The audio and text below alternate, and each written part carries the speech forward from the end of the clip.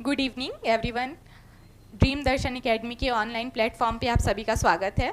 मैं आकांक्षा तिवारी और हाल ही में CGPSC 2023 की परीक्षा में मैंने 43वां रैंक हासिल किया है और मुझे नायब तहसीलदार का पद प्राप्त हुआ है।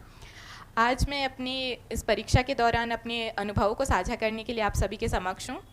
इसके साथ ही मुझे बहुत से स्टूडेंट्स के मैसेज कॉल्स खुद के पर्सनल रूप से और सर लोग के थ्रू आ रहे थे कि आपकी स्ट्रेटजी बताइए, आपने कैसे तैयारी शुरुआत की। अच्छा, हम उसी के संदर्भ में विस्तार से चर्चा करेंगे। और इससे पहले मैं अपने बारे में बताना चाहूँगी। तो जैसा कि मैंने आपको बताया कि अभी मुझे 43वीं रैंक के साथ नायब तहसीलदार का पद प्राप्त हुआ है और मैंने अपनी CGPSC की तैयारी अपनी ग्रेजुएशन के बाद 2020 से प्रारंभ की थी। प्रारंभिक प्रयास में मेरा प्रीलिम्स क्लियर नहीं हो पाया था। उसके बाद 2022 की परीक्षा में मुझे 233वां रैंक प्राप्त हुआ, किंतु मुझे कोई भी पोस्ट नहीं मिला था। और इस साल भगवान की दया से आप सभी लोगों के सहयोग और मेरी मेहनत की वजह से मुझे यह पद प्राप्त हुआ है। तो CGPSC की जर्नी जो है वो सबसे पहले हम प्रारंभिक परीक्षा में चर्चा करने से पहले मैं बताना चाहूँगी कि मैंने प्रारंभ में कोचिंग लिया था। तो ये जरूरी है भी और नहीं भी, कि आपके ऊपर डिपेंड करता है कि आप कोचिंग लेना चाहते हैं या नहीं लेना चाहते। ऐसा नहीं है कि आप कोचिंग लेंगे तभी आपका सिलेक्शन होगा या नहीं लेंगे तो नहीं हो पाएगा। तो बिल्कुल उसके लिए निश्चिंत रहिए और जहाँ से भी आपको गाइडेंस मिल रही है उसको प्रॉपर रूप से फॉलो कीजिए। मुझे प्रारंभ में सबसे पहले विभोर यादव सर जी से गाइडेंस मिली थी। उनके थ्रू मैं यहाँ ड्रीम दर्शन एकेडमी में सर ब्रिजेश दर्शन सर से मिली और उस समय सर CSET की क्लासेस लिया करते थे, मैथ्स की क्लासेस। तो मैंने मुख्यतः सर से यहाँ मैथ्स की क्लासेस ज्वाइन की है। ऑनलाइन में मैंने मैथ्स की क्लासेस सर से ली थी। इसके अतिरिक्त मैंने अन्य संस्थान से भी कोचिंग किया था, किंतु उस समय क्योंकि कोविड का दौर था तो कोचिंग अच्छे से नहीं हो पाई थी। इसके बाद मैं सतत रूप से अपने लेवल पर सेल्फ स्टडी कर रही थी। इस दौरान मुझे सर लोग से बहुत गाइडेंस मिली थी। विभोर सर जी से मुख्यतः मेंस के पेपर्स के लिए बहुत अच्छी गाइडेंस मिली थी, निबंध के पेपर के लिए, दर्शन के पेपर्स के लिए। दर्शन की उनकी जैसे ऑनलाइन वीडियोस उपलब्ध थे, तो मैंने उसके द्वारा तैयारी की है, तो उससे काफ़ी हेल्प मिला था। इसके अलावा मुझे जब भी सर लोगों से अपना ऐसे चेक कराना रहता था या कोई भी और गाइडेंस लेनी रहती थी तो मुझे प्रॉपर गाइडेंस यहाँ से मिला है। और अब स्टार्ट करते हैं हम CGPSC प्रारंभिक परीक्षा के बारे में। तो प्रारंभिक परीक्षा, देखिए, प्रारंभिक परीक्षा में 2 पेपर होते हैं। पेपर 1 जो होता है वो आपका GS का होता है। GS में 2 पार्ट होते हैं, इंडिया GS और CGGS। और दूसरा पेपर जो होता है वो CSET का होता है। CSET में जो हमारा होता है वो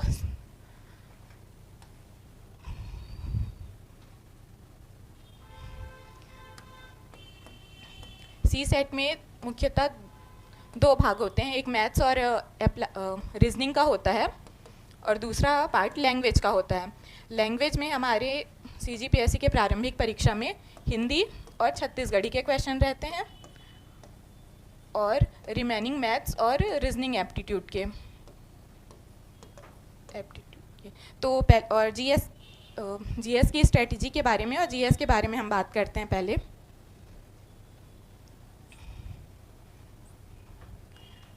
तो GS में पेपर 1 में इंडिया GS और CGGS होते हैं।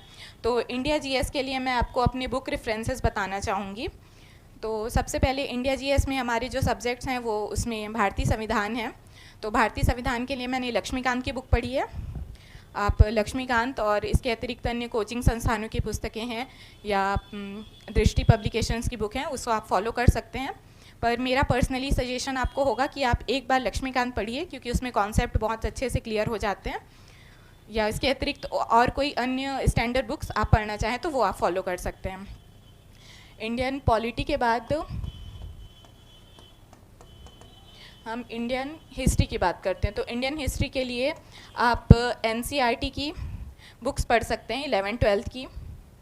और जो बेसिक बुक्स अपना बेस क्लियर करने के लिए 6 to 8 तक की, मैंने NCERT की समरी बुक पढ़ी है। तो आप NCERT की समरी बुक कोई भी अरिहंत पब्लिकेशंस की हो गई या बर्नवाल की या जैसे बुक्स आप फॉलो कर सकते हैं। NCERT की समरी एक बार आप पढ़ लीजिए, उससे कॉन्सेप्ट बहुत अच्छे से क्लियर हो जाते हैं। इसके बाद हिस्ट्री के बाद हिस्ट्री के बाद हम इकोनॉमी में आते हैं। तो इकोनॉमी जो है, इकोनॉमी से अभी क्वेश्चंस थोड़े कम आ रहे हैं, लगभग हर साल फिर भी 3 से 4 क्वेश्चन आते ही हैं। तो आप इसमें मेंस का सिलेबस देख लीजिए, उसके जो मेन टॉपिक्स हैं जैसे राष्ट्रीय आय हो गए और राजकोषीय नीति है, मौद्रिक नीति है, इन सब को आप, बैंकिंग व्यवस्था इसको आप अच्छे से पढ़िए, बैंकिंग संरचना के बारे में पढ़िए, बैंक के कार्य पढ़िए और राजकोषीय नीति, इन सब को पढ़िए। और बेसिक इन सब के कॉन्सेप्ट के लिए आप अगेन एनसीईआरटी फॉलो कर सकते हैं। मैंने दृष्टि पब्लिकेशन की बुक इसके लिए फॉलो की है। और इसके अतिरिक्त आप इंडियन बजट जो आता है हर साल का, और इकोनॉमिक सर्वे, तो इकोनॉमिक सर्वे आपको इंडिया के लिए बहुत ज़्यादा पढ़ने की आवश्यकता नहीं है, लेकिन फिर भी आप इसके जो मेन हाइलाइट्स हैं, कीवर्ड्स जो दिए रहते हैं, उसको आप एक बार गो थ्रू कर लीजिए, तो वो बहुत हेल्पफुल होता है। जैसे हमारे यहाँ अभी विकसित भारत की बात चल रही है, 2047 तक भारत को विकसित करने का लक्ष्य जो हमने रखा है, तो आप उसके जो आयाम हैं उसके बारे में पढ़ लीजिए, उसमें क्या क्या 4 आयाम दिए गए हैं। तो ये आपको जो इंडियन गवर्नमेंट की मिनिस्ट्री ऑफ फाइनेंस डिपार्टमेंट जो है उसमें आपको मिल जाएंगे। तो वहाँ से आप वित्त मंत्रालय की जो है वेबसाइट, वहाँ से आप इसको फॉलो कर सकते हैं, जो गवर्नमेंट का ऑथेंटिक सोर्स है वहाँ से। इसके अतिरिक्त जो करंट रिपोर्ट्स आती रहती हैं, बेरोजगारी से संबंधित हो गया या गरीबी से संबंधित, आप उन सब के रिपोर्ट्स को भी प्रॉपर पढ़िए। गरीबी का मापन कैसे होता है, बेरोजगारी की मापन कैसे होता है, ये सारी विधियाँ आप पढ़ लीजिए, तो इससे इकोनॉमी आपका हो जाएगा। इसके बाद ज्योग्राफी भूगोल के लिए आप अगेन एनसीईआरटी जाइए।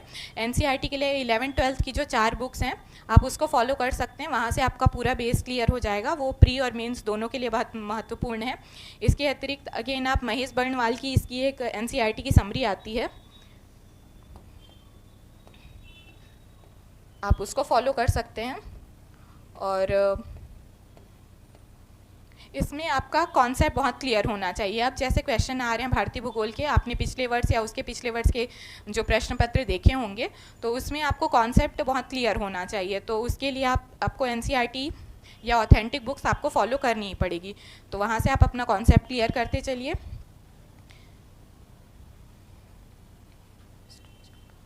उसके बाद इंडियन जीएस में ही करंट से रिलेटेड, तो करंट के जो क्वेश्चंस होते हैं, आर्ट एंड कल्चर एक छूट रहा है। आर्ट एंड कल्चर के लिए बहुत ज़्यादा क्वेश्चन नहीं आते हैं इंडिया जीएस से, तो आप इसके लिए जैसे नितिन सिंघानिया की बुक है बहुत अच्छी, पर वो यूपीएससी लेवल के लिए अच्छी है, तो आप उतना डीप आपको पढ़ने की आवश्यकता नहीं है।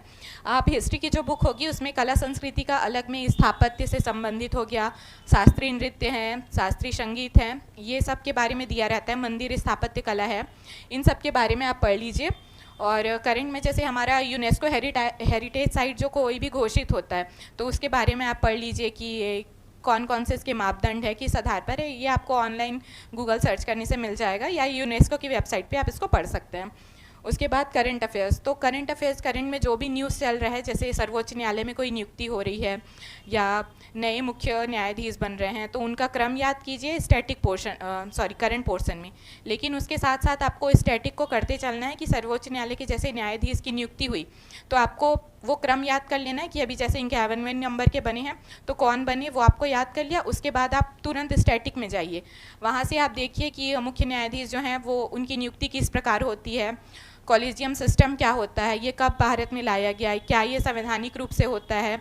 उसके साथ साथ आप मुख्य न्यायाधीशों को, अन्य न्यायाधीशों को हटाने की प्रक्रिया और उनसे संबंधित जो भी संवैधानिक उपबंध है उनको आप कंप्लीट कर लीजिए। सर्वोच्च न्यायालय के कार्य पढ़ लीजिए, अधिकारिता पढ़ लीजिए। तो वहाँ से आपका करंट को आपको स्टैटिक से रिलेट करते हुए पढ़ना है। सिर्फ करंट में ये नहीं कि ये सर्वोच्च न्यायालय के न्यायाधीश बन गए और आप उसके बाद उसका नाम याद कर लिया, क्रम याद कर लिया और आप आगे बढ़ गए, ऐसा नहीं करना है। उसके साथ साथ जो भी आपके स्टैटिक पोर्शन है उससे संबंधित, उसको आपको कवर करते हुए चलना है। तो इससे आपका करंट अफेयर्स के साथ साथ स्टैटिक का पोर्शन कंप्लीट होते जाएगा। देखिए, जो भी हमारे जीएस के भी जो क्वेश्चंस बनते हैं वो करंट से रिलेटेड बनते हैं, तो करंट में आप हमेशा करंट से आपको अपडेटेड रहना है। करंट के लिए सोर्सेज मैं बताऊंगी आगे, तो उनसे अपडेट रहते हुए आपको स्टैटिक का तैयारी करना है। इंडिया जीएस में और कुछ नहीं छूट रहा है। एक पर्यावरण का सेगमेंट होता है, तो आप उसको पर्यावरण का और एक टेक्नोलॉजी का और साइंस, तो साइंस के लिए आप वैसे तो 10th की बुक्स जो है वो बेसिक सीजी बोर्ड की, वो मेंस के लिए बहुत अच्छी है। उसके कुछ टॉपिक आपके प्रीलिम्स में भी आते हैं, तो आप उसे फॉलो कर सकते हैं। और इसके अलावा दृष्टि की बुक आप इसके लिए पढ़ सकते हैं। खैर देखिए, साइंस का एरिया बहुत बड़ा है, और अगर आप नॉन साइंस वाले हैं तो मैं पर्सनली सजेस्ट करूँगी कि आप बहुत डीप उसमें मत जाइए, क्योंकि कुछ कॉन्सेप्ट्स होते हैं वो सिर्फ मतलब अगर आप उसमें ग्रेजुएशन किए हुए हैं या हायर एजुकेशन में गए हैं तो वो ज़्यादा क्लियर हो पाते हैं। तो बहुत ज़्यादा आपको साइंस के लिए बहुत परेशान नहीं होना है। आप जो बेसिक 10th लेवल की है उसको कंप्लीट कर लीजिए। केमिस्ट्री के कुछ पोर्शंस हो गए, फिज़िक्स के और बायो के, तो वो आप 10th से या दृष्टि की बुक से जो क्विक बुक आती है उससे आप कंप्लीट कर सकते हैं। उसके बाद पर्यावरण, अगेन पर्यावरण से बहुत ज़्यादा क्वेश्चंस नहीं आते हैं, लेकिन जो बेसिक कॉन्सेप्ट्स है जैसे पारिस्थितिकी तंत्र हो गया और इसके अतिरिक्त जलवायु, तो वो आपके कुछ टॉपिक्स यहाँ ज्योग्राफी से भी कंप्लीट हो जाते हैं। इसके अतिरिक्त आप पर्यावरण के लिए पढ़ना चाहें तो पर्यावरण के लिए दृष्टि की बुक आती है, क्विक बुक, या फिर साइंस की बुक में ही जो दृष्टि का साइंस का क्विक बुक है उसके लास्ट 2 से 3 यूनिट में पर्यावरण का दिया हुआ है, तो वहाँ से आप कर लेंगे तो वो भी कंप्लीट हो जाता है। और इसमें जैसे वन्य अभ्यारण्य हो गए, और जो जैव विविधता, बायोस्फीयर्स जो हो गया, बायोस्फीयर रिजर्व्स हैं, राष्ट्रीय उद्यान है, इन सब के बारे में आपको पढ़ना है। जैसे हाल ही में हमारे यहाँ टाइगर रिजर्व, चौथा टाइगर रिजर्व घोषित हुआ है, तो आप टाइगर रिजर्व्स के बारे में पढ़ लीजिए। वो आपका जियोग्राफी में भी कंप्लीट हो जाता है और यहाँ पर्यावरण से भी आप उसको कंप्लीट कर सकते हैं कि पहला कौन सा था, इसके लिए क्या आधार होते हैं, कौन जैसे NTCA क्या है, नेशनल टाइगर कंजर्वेशन अथॉरिटी, ये जो है ये कब बना, इसका कार्य क्या है, ये किन आधारों पर टाइगर रिजर्व घोषित करती है, तो ये सारी चीज़ें आप वहाँ से पढ़ लीजिए। मतलब आपको करंट को स्टैटिक से रिलेट करते हुए पढ़ना है, ठीक है। फिर टेक्नोलॉजी के लिए, टेक्नोलॉजी में जैसे अभी नए नए जो टेक्नोलॉजी आ रही हैं, ब्लॉकचेन टेक्नोलॉजी हो गई, या साइबर क्राइम से रिलेटेड जो नए नए साइबर क्राइम्स आते हैं जैसे DDoS है, और तो आप प्रीवियस ईयर के क्वेश्चन देखेंगे तो जनरली जो करंट में हाईलाइट था, जैसे अभी डिजिटल अरेस्ट बहुत हाईलाइट है, बहुत चर्चा में है, तो आप उसके बारे में एक बार देख लीजिए कि डिजिटल अरेस्ट क्या होता है, ब्लॉकचेन टेक्नोलॉजी क्या है, सुपर कंप्यूटर्स क्या हैं, और हमारी computing, cloud computing, quantum computing की जैसे टेक्नोलॉजी अभी हम भारत उस पर बहुत कार्य कर रहा है, सुपर कंप्यूटिंग मिशन चल रही है, तो उसके बारे में आप जो टेक्नोलॉजी डिपार्टमेंट है इंडिया के, उससे जाकर आप सुपर कंप्यूटर्स के बारे में थोड़ी जानकारी ले सकते हैं। नेशनल सुपर कंप्यूटिंग मिशन है, उसके बारे में थोड़ा पढ़ सकते हैं। और बाकी जो भी करंट में इसे टेक्नोलॉजी से रिलेटेड आते रहते हैं वीडियोज़, आप उसको प्रॉपर फॉलो कीजिए। जैसे दृष्टि के हो गए या अन्य चैनल्स ये UPSC के या यूट्यूब पर आपको अवेलेबल होंगे। स्टडी IQ IAS है, दृष्टि है, ध्येय IAS है, इन सब की आप फॉलो कर सकते हैं, तो उससे आपका ये कंप्लीट हो जाएगा। फिर हम आते हैं इंडिया GS के पार्ट में ही दूसरा होता है CGGS का। तो CGGS में अगेन वही सारे सब्जेक्ट होंगे आपके। CG हिस्ट्री है, उसके बाद CG का हमारा आर्ट एंड कल्चर है, ट्राइब्स है,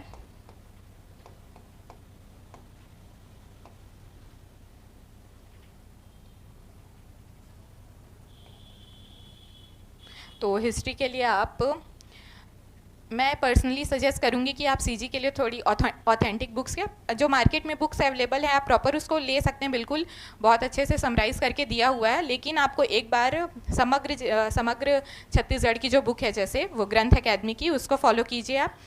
हिस्ट्री के लिए आप प्रॉपर रामकुमार बिहार की बुक पढ़ सकते हैं, ये आपको प्री और मेंस दोनों, प्रारंभिक और मुख्य परीक्षा दोनों में बहुत हेल्प करेगा। रामकुमार बिहार हो गया, वृहद संदर्भ,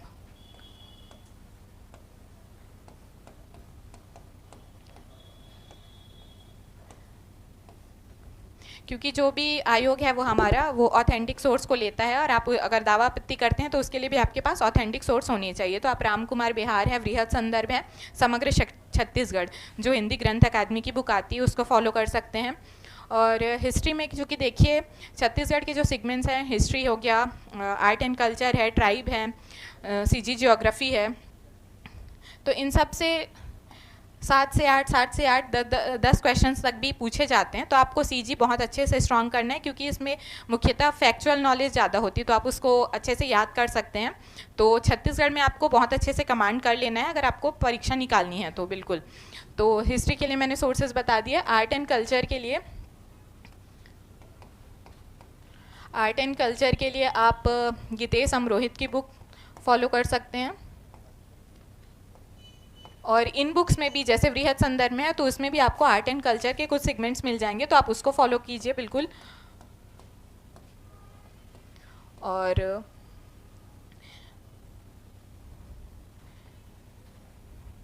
इसमें मुख्य परीक्षा के जो टॉपिक्स हैं, जैसे आर्ट एंड कल्चर का कि पहनावे से संबंधित हो गए, परिधान जो है, आभूषण है, खान पान है, जो हमारे यहाँ के पकवान हैं, उन सब के बारे में आप पढ़िए। नृत्य है, लोक नृत्य और लोकगीत हैं, लोक नाट्य हैं, इन सबको आप बहुत अच्छे से पढ़िए, क्योंकि ये बहुत अच्छे से तैयार किया जा सकता है और जो फैक्चुअल होते हैं उन्हीं से पूछा जाता है। तो बिल्कुल आर्ट एंड कल्चर को, हिस्ट्री को फॉलो कीजिए।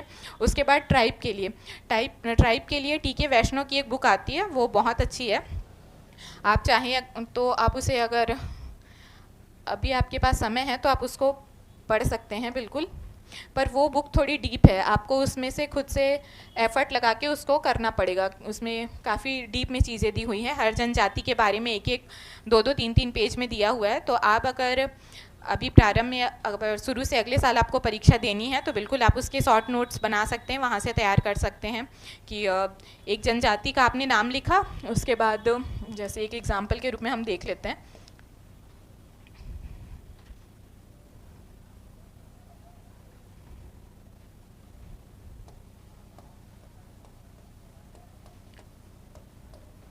जनजाति, तो इनसे, इनकी उत्पत्ति से संबंधित सिद्धांत होते हैं, तो आप वो उत्पत्ति के बारे में बताया रहता है कि ये कहाँ से उत्पत्ति हुई है, उनकी उत्पत्ति के बारे में पढ़ लीजिए। इनका मुख्यतः संकेंद्रण कहाँ है, ये इनका निवास कहाँ है, इसके बारे में पढ़िए। तो अलग अलग सेगमेंट आप ऐसे बना सकते हैं। इनकी मुख्य जो इनकी उपजातियाँ हैं उसके बारे में पढ़िए। जनसंख्या के बारे में अगर डिटेल दिया हुआ है तो बिल्कुल उसको पढ़िए। साक्षरता दर कितनी है उसके बारे में पढ़िए। फिर ऐसे ही आपको अलग अलग सेगमेंट बना के, तो ये आपका शॉर्ट नोट्स ये मेंस के लिए भी प्रिपेयर होते जाएगा। मेंस का जो पार्ट पेपर 6 का पेपर है हमारा सामाजिक परिदृश्य का, वो भी आपका यहाँ से कवर हो जाएगा। तो अगर आपके पास अभी ज़्यादा समय है तो आप बिल्कुल टी.के. वैष्णव इसके लिए फॉलो कर सकते हैं। अदरवाइज़ जो भी आपकी जो सामान्य अध्ययन की पुस्तक है उसमें इसे बहुत अच्छे से दिया हुआ है, तो आप उसको फॉलो कीजिए। हाल ही में इसके लिए एक आर्य के पब्लिकेशन की भी बुक आई है, वो भी काफ़ी अच्छी है, और ये सारी चीज़ें मुख्य परीक्षा और प्रारंभिक परीक्षा के लिए उसमें बहुत डिटेल रूप में करके दे दिया गया है, तो आप उसको भी फॉलो कर सकते हैं बिल्कुल। उसके बाद आ गया ज्योग्राफी। तो ज्योग्राफी आपका बिल्कुल मस्ट है। इसमें नदी, पहाड़, जो भी आपका सिलेबस है मुख्य परीक्षा का, उसको आप बिल्कुल नदी, पर्वत, कृषि, खनिज, इन सबको, मृदा, चट्टानें, ये सारी चीज़ें आपको बिल्कुल फॉलो करनी है। जलवायु, तो आपका कॉन्सेप्ट जो है इंडिया ज्योग्राफी से वहाँ क्लियर हो जाएगा, और यहाँ पे सीजी ज्योग्राफी के लिए आपको सिर्फ फैक्ट्स याद करने हैं कि कौन सी नदी कहाँ से निकलती है, उसका किसकी सहायक नदियाँ कौन सी हैं, कितनी लंबाई है, ये सारी फैक्चुअल नॉलेज आपको यहाँ से अपडेट करनी है सीजी ज्योग्राफी के लिए। अगेन मैं बोलूँगी मार्केट में जो भी बुक आपको अवेलेबल है बहुत अच्छे से दिए हुए हैं, तो आप वो बुक फॉलो कर सकते हैं। इसके अतिरिक्त अगर आपको थोड़ा डीप पढ़ना है तो अगेन समग्र की बुक पढ़िए, या एल.एन. वर्मा। एल.एन. वर्मा एक बहुत ऑथेंटिक बुक है, और चूँकि जो छत्तीसगढ़ ग्रंथ अकेदमी है हमारी, जो समग्र की बुक है, समग्र छत्तीसगढ़, उसमें इन्हीं का है, एल.एन. वर्मा का दिया हुआ है। तो एल.एन. वर्मा की एक सेपरेट अलग बुक भी आती है, उसमें काफ़ी डीपली दिया हुआ है, तो वो आपकी मुख्य परीक्षा में बहुत महत्वपूर्ण है, बहुत हेल्प करेगा, तो आप उसको फॉलो कर सकते हैं, LN. Verma.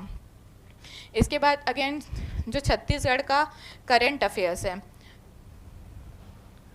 Art and culture में आप जो पुरस्कार वाला सेगमेंट है वो भी करंट से, जैसे राज्योत्सव अभी हाल ही में हुआ तो राज्योत्सव के बारे में बिल्कुल अच्छे से पढ़ लीजिए। तो ये सारी चीज़ें करंट से, अगेन छत्तीसगढ़ के करंट में भी आपको वही करना है कि स्टैटिक पोर्शन से रिलेट करेंगे, बट यहाँ स्टैटिक से थोड़ा कम रिलेट हो पाता है, उतना ज़्यादा इसके लिए वो नहीं है। तो इसके लिए आप करंट अफेयर्स के लिए यूट्यूब्स पे जैसे कुछ चैनल्स अवेलेबल हैं, ई पाठशाला की एक है, ई पाठशाला को आप फॉलो कर सकते हैं।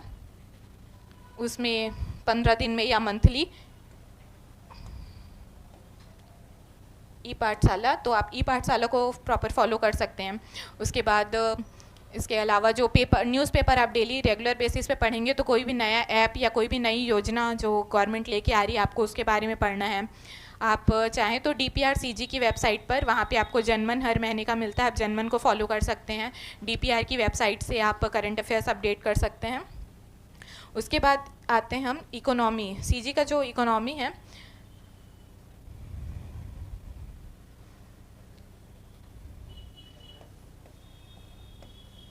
सीजी इकोनॉमी के लिए आपको इसमें आर्थिक सर्वेक्षण और बजट बहुत अच्छे से पढ़ना है। बजट जो हर साल का, अभी जैसे आप 2025 की परीक्षा देने जा रहे हैं तो 2024 का आप गवर्नमेंट का जो सोर्स है वहाँ से आप इसको फॉलो कीजिए। प्रॉपर जो आपको पीडीएफ उसकी मिल जाएगी, आप उससे पढ़िए, उसके शॉर्ट नोट्स बना लीजिए। जो भी डेटा है, जो नई स्कीम्स लॉन्च होने वाली हैं या गवर्नमेंट ने आगे के लिए जो अभी मुख्यतः 10 आधारभूत लक्ष्य रखे हैं, तो उसको आप बिल्कुल फॉलो कीजिए।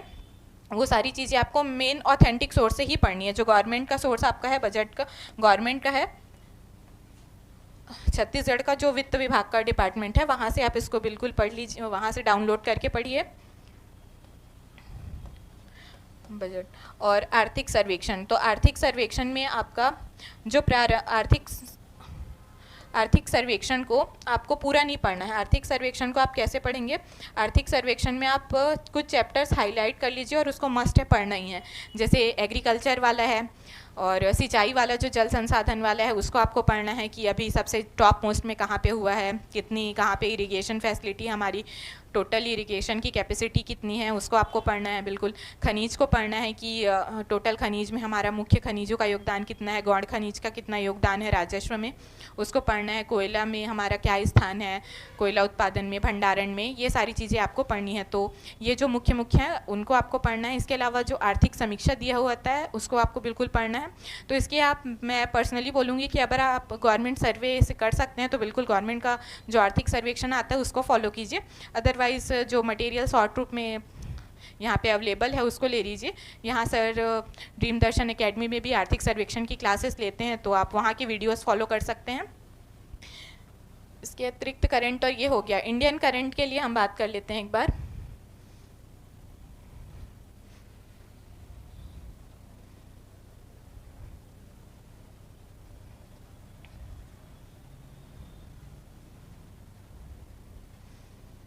तो इंडियन करंट अफेयर्स के लिए तो करंट के लिए सबसे अच्छा तो है न्यूज़पेपर। आप डेली, अभी क्योंकि 2 महीने हैं आपके एग्ज़ाम को लगभग, तो आप प्रॉपर न्यूज़पेपर पढ़िए। पर न्यूज़पेपर में आपको कैसे पढ़ना है? जो मेन हेडिंग्स होंगे, जो जैसे प्रमुख नियुक्तियां हो रही हैं उसके बारे में आपको पढ़ना है। और इसके अतिरिक्त जो भी नया कुछ योजना लॉन्च हो रहा है अगेन सेंट्रल लेवल पे, उसके बारे में पढ़िए। नया कोई टेक्नोलॉजी, डीआरडीओ या इसरो का कोई नया प्रोग्राम है, जैसे अभी प्रोबा 3 बहुत हाईलाइटेड है, उसके बारे में पढ़ के जाइए। डीआरडीओ ने कुछ नया लॉन्च किया है तो उसके बारे में पढ़िए। ये सारी चीज़ें आप करंट अफेयर से अपडेट करते जाइए। तो एक न्यूज़पेपर है करंट अफेयर्स के लिए, आप न्यूज़पेपर, बट न्यूज़पेपर को बहुत डीपली अभी आपको नहीं पढ़ना है। मेंस के लिए आप उसके एडिटोरियल पे जाएंगे। अभी आपको सिर्फ सरफेशियल लेवल पे जो मेन हाईलाइट्स हैं उसको पढ़ने हैं। कहीं चुनाव हो रहा है तो उसके बारे में आपको पढ़ना है न्यूज़पेपर। अगेन यूट्यूब चैनल्स आप बिल्कुल इसमें हेल्प लीजिए। यूट्यूब के लिए आप दृष्टि आईएएस और एक है स्टडी आईक्यू आईएएस हिंदी, अगर आप हिंदी मीडियम के हैं तो हिंदी, इंग्लिश मीडियम के तो हैं इंग्लिश, तो उसको आप बिल्कुल फॉलो कर सकते हैं। इसके अलावा ध्येय आईएएस है और विज़न आईएएस, इनके रिसोर्सेज काफ़ी अच्छे रहते हैं, उसको पढ़ सकते हैं। इसके अलावा अगर आपको मंथली रूप से तैयार करना है तो प्रतियोगिता दर्पण बहुत अच्छी है। प्रतियोगिता दर्पण में अगेन आपको बहुत डीप नहीं पढ़ना है, अभी जो फैक्चुअल नॉलेज है उसको कंप्लीट करते हुए चलना है उससे, और मुख्य परीक्षा में फिर वो आपका ज़्यादा हेल्प करेगा। इसके अलावा कुछ टेलीग्राम चैनल्स भी हैं, आप उसको भी फॉलो कर सकते हैं, जिसमें डेली इनके बारे में जो पेपर कटिंग्स वगैरह हैं वो आपको दे देते हैं, तो वहाँ से आपका टाइम सेव हो जाता है। और ये परीक्षा के लिए बहुत कम समय बचा हुआ है, तो आप सीजीजीएस के लिए बहुत सारे अलग अलग बुक्स के पीछे मत भागिए। जो स्थानीय रूप से लोकल पब्लिकेशंस की जो बुक हैं वो भी काफ़ी अच्छी हैं और बहुत अपडेटेड रूप में है, तो आप इसको बिल्कुल फॉलो कीजिए। हम सब पढ़ते हैं उसको, बिल्कुल फैक्चुअल के लिए वो बहुत बेस्ट बुक है। तो आप लोकल उनके अतिरिक्त अन्य पब्लिकेशंस की जो भी बुक आती है आप प्रॉपर उसको बिल्कुल फॉलो कर सकते हैं। उसके बाद प्रारंभिक परीक्षा में दूसरा पेपर होता है सी सेट का। तो जो सी सेट का पेपर है वो आपका क्वालिफाइंग नेचर का है। अगर आप जनरल कैटेगरी से हैं तो आपको 200 में से 66 नंबर लाना है, 66 या उससे अधिक लाना है, और अगर आप रिजर्व कैटेगरी में आते हैं तो आपको 46 नंबर लाने हैं, उसमें 46 नंबर लाना है या उससे अधिक नंबर लाना है। तो वो आप कि, लेकिन इसको नंबर को इतना सरल नहीं लेना है कि बहुत आसान, इसको इग्नोर नहीं करना है सी सेट को बिल्कुल भी, क्योंकि कई बार पेपर इतना टफ दे दिया जाता है कि वो 66 नंबर या 46 तक पहुंचना भी बहुत मुश्किल हो जाता है। तो आपको बिल्कुल इसको इग्नोर नहीं करना है। डेली बेसिस पे अगर आप जीएस को अपना दिन का आधा से ज़्यादा समय दे रहे हैं तो आपको लगभग 1 से 1.5 घंटे, अगर आप नॉन मैथ्स वाले हैं तो बिल्कुल 1.5 घंटे दीजिए। अगर आपसे मैथ्स बन जाता है, लेकिन फिर भी मैथ्स बन भी जाता है, मैथ्स वाले हैं तो बहुत ओवर कॉन्फिडेंट नहीं होना है, बिल्कुल आपको प्रैक्टिस करनी ही है। तो डेली बेसिस पे आप अपना देख लीजिए कि आपकी कैपेसिटी कितनी है और आप कितना, मतलब आपका मैथ्स का स्ट्रॉन्ग है कितना, क्या है, उस हिसाब से आप अपना टाइम डिवाइड करके पढ़ सकते हैं। लेकिन बिल्कुल इग्नोर नहीं करना है कि एग्ज़ाम के 1 महीने पहले या 10 दिन पहले हम खोलेंगे और पढ़ लेंगे, ऐसा नहीं करना है। आपको जीएस के साथ साथ इक्विवेलेंट रूप से इसको बिल्कुल तैयार करते जाना है। तो सी सेट में हमारा मुख्यतः 2 पार्ट होता है। जैसे यहाँ पे एक होता है मैथ्स और रीजनिंग एप्टीट्यूड का, रीजनिंग एप्टीट्यूड, तो और दूसरी होती है आपकी लैंग्वेज की। तो मैथ्स और रीजनिंग एप्टीट्यूड के लिए जो है आपको मैथ्स के लिए मैंने तो दर्शन सर की क्लासेस ही देखी थी और उनका जो 5 सेकंड मेथड होता है वो काफ़ी हेल्पफुल होता है, स्पेशली प्रीलिम्स के लिए, कि कम टाइम में आप कितने अच्छे से क्वेश्चन सॉल्व कर सकते हैं एंड नंबर ऑफ़ क्वेश्चंस कितनी स्पीडली सॉल्व कर सकते हैं वो एक्यूरेसी के साथ, तो वो बहुत इंपॉर्टेंट है। और मैथ्स की क्लासेस सर की अभी बुक भी लॉन्च हुई तो आप बिल्कुल उसको फॉलो कर सकते हैं। इसके अतिरिक्त अन्य बुक्स जो भी आपको लगे जिसमें टॉपिक वाइज पूरा दिया हुआ है, आप मेंस का सिलेबस उठाएंगे तो उसमें दिया हुआ है कि तार्किक परीक्षण से कौन से प्रश्न, कौन से टॉपिक आपको कवर करने हैं, नदी, रेलगाड़ी, और मैथ्स से कौन से टॉपिक्स हैं, तो वो बिल्कुल आप उसके अकॉर्डिंग बुक लीजिए, प्रीवियस ईयर के क्वेश्चन सॉल्व कीजिए और डेली बेसिस पे आपको प्रैक्टिस करनी ही है। इसके अलावा जो मैथ्स और रीजनिंग एप्टीट्यूड तो यहाँ से हो जाएगा। इसके लिए मैंने पर्सनली दर्शन सर की जो नोट्स हैं, वो दर्शन सर की क्लासेस हैं, यूट्यूब पे भी सर की बहुत सारी फ्री क्लासेस अवेलेबल हैं। इसके अलावा बहुत नॉमिनल फ़ीस में सर की क्लासेस अवेलेबल हैं, आप बिल्कुल वो परचेस कर सकते हैं और वहाँ से आपका सी सेट मैथ्स और रीजनिंग बहुत स्ट्रांग हो जाएगा। सर मैथ्स वालों के लिए और नॉन मैथ्स वालों के लिए बहुत अच्छे से वीडियोज़ बनाए हुए हैं, तो आप बिल्कुल उसको फॉलो कर सकते हैं। उसके बाद आते हैं हम लैंग्वेज के लिए। तो लैंग्वेज में आपको यहाँ पे हमारा जो प्रीलिम्स है उसमें हिंदी और छत्तीसगढ़ी, इससे क्वेश्चन आते हैं। अब लैंग्वेज का वेटेज भी काफ़ी बढ़ चुका है, पिछले 2-3 सालों का पेपर देखेंगे तो 30 से 35 तक नंबर ऑफ़ क्वेश्चंस भी पूछे जा रहे हैं। तो आपको हिंदी छत्तीसगढ़ी को हमको आता है करके इग्नोर नहीं करना है, इसको भी बिल्कुल। विनय पाठक इसके लिए सबसे ऑथेंटिक बुक है, दोनों के लिए, हिंदी के लिए भी और डॉक्टर विनय कुमार पाठक की जो बुक है वो बिल्कुल आप फॉलो कर सकते हैं। ये प्रारंभिक और मुख्य परीक्षा दोनों के लिए एक ऑथेंटिक सोर्स है, तो बिल्कुल आप इसको सीजी और हिंदी लैंग्वेज के लिए फॉलो कीजिए। और सी सेट में बार बार बोलूँगी आप लोग को बिल्कुल इग्नोर नहीं करना है कि हम कर लेंगे, वहाँ जाओगे 2 घंटे कैसे निकल जाते हैं पता नहीं चलता है, तो बिल्कुल आपको सी सेट को इग्नोर नहीं करना है, साथ साथ में प्रिपरेशन करते हुए चलना है। अब एक लास्ट में बात करना चाहूँगी, आप लोगों का, बहुत सारे लोगों का क्वेश्चन रहता है कि क्या सीजीपीएससी निकालने के लिए कोचिंग ज़रूरी है। तो ये कोचिंग ज़रूरी है या नहीं है, ये तो आपके ऊपर निर्भर करता है कि आप प्रारंभ में उसे परीक्षा के जो सिलेबस है उसके कितने अवेयर हैं आप। प्रारंभ में गाइडेंस देखिए सबको ज़रूरी रहता है, तो आप उसके लिए अगर कोचिंग आप अफोर्ड कर सकते हैं, जो बड़ी कोचिंग्स है, बड़े जो ज़्यादा फीसेस हैं उन पे अगर आप अफोर्ड कर सकते हैं तो बिल्कुल आप जाइए, क्योंकि शुरू में आपको जहाँ मंजिल तक पहुँचना है उसके लिए आपको एक डायरेक्शन चाहिए, एक रास्ता चाहिए, तो रास्ता आपको कोचिंग वाले या अन्य जो पहले सेलेक्ट हुए हैं वो लोग आपको दिखाएंगे बिल्कुल। तो आप वहाँ चीज़ें वो थोड़ा आसान करके आपको दे देंगे, अगर आप अफोर्ड कर सकते हैं तो बिल्कुल जाइए। यहाँ भी सर लोग बहुत नॉमिनल फ़ीस में, पहले तो सर की सिर्फ मैथ्स की क्लासेस चलती थी, अभी जीएस की क्लासेस भी स्टार्ट हो गई हैं, तो आप यहाँ से बिल्कुल फॉलो कर सकते हैं, यहाँ क्लासेस ले सकते हैं। इसके अलावा अगर आपको लगता है कि नहीं मैं सेल्फ स्टडी के द्वारा भी निकाल सकता हूँ, बहुत लोगों ने निकाला है, तो बिल्कुल देखिए, एक चीज़ है कि सीजीपीएससी या कोई भी कंपटीशन एग्ज़ाम है उसमें आपको कोई स्पून फीडिंग नहीं कर सकता कि आपको ये बता दिया कि ये आएगा, ये रट लो और जाके पेपर दे दो और पेपर निकल जाएगा, ऐसा बिल्कुल भी नहीं होता है। आपको अपना एफर्ट बिल्कुल लगाना ही पड़ता है और जितना आप अपने आप को तरासेंगे उतना बेहतर आपको रिज़ल्ट मिलेगा। जो देखिए, इतने सारे लोग जो एग्ज़ाम का फॉर्म भरते हैं, तैयारियां करते हैं, तो सब लोगों ने कहीं ना कहीं से कोचिंग ली है, कहीं ना कहीं से गाइडेंस ली है, क्योंकि बिना गाइडेंस के आप कैसे निकालेंगे। तो उसके लिए आप, लेकिन अपना एफर्ट जो ज़्यादा डालता है उसको बेहतर रिजल्ट मिलता है। देर से ही सही पर रिज़ल्ट मिलता ज़रूर है। तो बिल्कुल अगर आपको लगता है आप अफोर्ड कर सकते हैं तो कोचिंग ज्वाइन कीजिए। ये मस्ट नहीं है कि आप कोचिंग ज्वाइन करेंगे तो ही आपका जो CGPSC का एग्ज़ाम है वो निकलेगा, और ये भी ज़रूरी नहीं है कि आपने ज्वाइन नहीं किया है तो नहीं निकलेगा। कई लोग ऐसे भी हैं, बहुत सारे लोग हैं, इतने सारे लोग कोचिंग करते हैं तो सबका निकलता है, ऐसा ज़रूरी नहीं है। पोस्ट बहुत लिमिटेड आती हैं, और प्लस इतने सारे लोग तैयारी करने वाले हैं, हर कोई जाके, तो वो आपके ऊपर डिपेंड करता है कि आप अपना सेल्फ एफर्ट कितना लगा रहे हैं। तो बिल्कुल अगर आप जरूरी समझते हैं और आप एफोर्ड कर सकते हैं तो बिल्कुल कोचिंग ज्वाइन कर लीजिए, वो आपका रास्ता बहुत आसान बना देंगे। प्लस उसके साथ साथ अपना सेल्फ एफर्ट डालिए, आप अपने से जितना मेहनत आप कर सकते हैं वो कीजिए। और टेस्ट सीरीज़ का इम्पोर्टेंस मैं प्रीलिम्स के लिए स्पेशली बताना चाहूँगी कि देखिए, हमको लगता है कि 2 घंटे में जाके 100 क्वेश्चन सॉल्व करने हैं, तो 100 क्वेश्चन आप ऐसे ही अचानक से जाके उठ के जाओगे तो नहीं सॉल्व होने वाले। बिल्कुल आपको पहले से प्रिपेयर रहना पड़ेगा। तो टेस्ट सीरीज़ वो आपको एक सर्कमस्टेंस प्रोवाइड करता है, वो एक एटमॉस्फेयर प्रोवाइड करता है कि आपको वहाँ पे 2 घंटे में कैसे क्वेश्चन हैंडल करना है, कैसे आपको सारी टाइम मैनेज करना है, कैसे बबल फीलिंग करनी है, जो आपकी बबल फीलिंग में सिली मिस्टेक्स होती हैं उनको आप कैसे कम करेंगे। तो ये सारी चीज़ें आपके प्रैक्टिस के लिए बहुत इंपॉर्टेंट है। तो बिल्कुल मैं तो अपनी तैयारी में बिल्कुल प्रारंभिक परीक्षा और मुख्य परीक्षा दोनों के लिए टेस्ट सीरीज़ का बहुत योगदान मानती हूँ। तो आप टेस्ट सीरीज़ बिल्कुल ज्वाइन कीजिए, और पर्टिकुलर किसी एक टेस्ट सीरीज़ को आप 10 जगह टेस्ट के पीछे मत भागिए। कहीं से एक जगह आपको जहाँ का सिलेबस सूटेबल लगे, आपको लगे कि मैं ये इस मेरे हिसाब से ये सही है, मैं जैसा पढ़ रही हूँ उस हिसाब से ये सही है, तो वहाँ का एक टेस्ट ज्वाइन कर लीजिए आप बिल्कुल। यहाँ भी आई थिंक टेस्ट सीरीज़ प्रारंभ हो चुकी हैं, तो आप यहाँ से भी ज्वाइन कर सकते हैं या कहीं किसी भी इंस्टीट्यूट से।